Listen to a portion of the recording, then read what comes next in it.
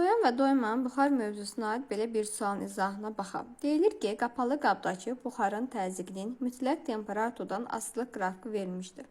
Hansı nöqtəyə uyğun temperaturda qabdakı mayenin kütləsi ən böyükdür? Qrafikə diqqət etsəniz, burada görərik ki, qrafikimiz təzyiqin temperaturdan asılılıq qrafikidir. Grafikin A-dan C nöqtəsinə qədər olan hissəsi doyan buxardan ibarətdir. Amma C-dən Y nöqtəsinə qədər olan hissə isə doymamış buxardan və ya doymayan buxarda deyə bilərik, doymayan buxardan ibarətdir. Doyan buxarın tərkibində deyirik, həm buxar var, həm maye var. Doymayan buxar isə sırf buxarın özündən ibarət, yəni sırf buxardan ibarətdir.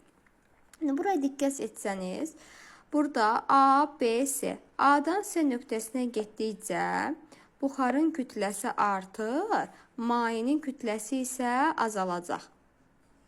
Artıq burada C nöqtəsinə çatdıqda isə burada doyan buxar doymamış buxara çevriləcək. Yəni qrafikin bu CY hissəsi artıq doymayan buxardır. Doymayan buxarda isə dedik ki, sırf buxardan ibarət. Yəni C, D, Y burada artıq buxar doymayan buxardır. Bu hissədə buxar maks qiymətinə çatacaq. Amma mayenin kütləsi isə M indeksində M yazıram. Yəni mayenin kütləsi isə artıq bu hissədə 0 olacaq. Bizdən də soruşur ki, burada qabdakı mayenin kütləsi hansı nöqtədə ən böyükdür? Bura baxsanız, get-gedə nə oldu? A nöqtəsindən C nöqtəsinə gələndə artıq mayenin kütləsi azaldı. C nöqtəsində artıq maye 0 oldu. C, Y hissəsində isə artıq sırf doymayan buxardan ibarət olduğu üçün artıq burada maye yoxdur. Mayenin kütləsi 0-dır.